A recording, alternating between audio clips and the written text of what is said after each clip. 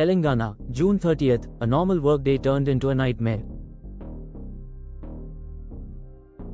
A powerful explosion ripped through the Sigachi Industries plant in Pashamylaram.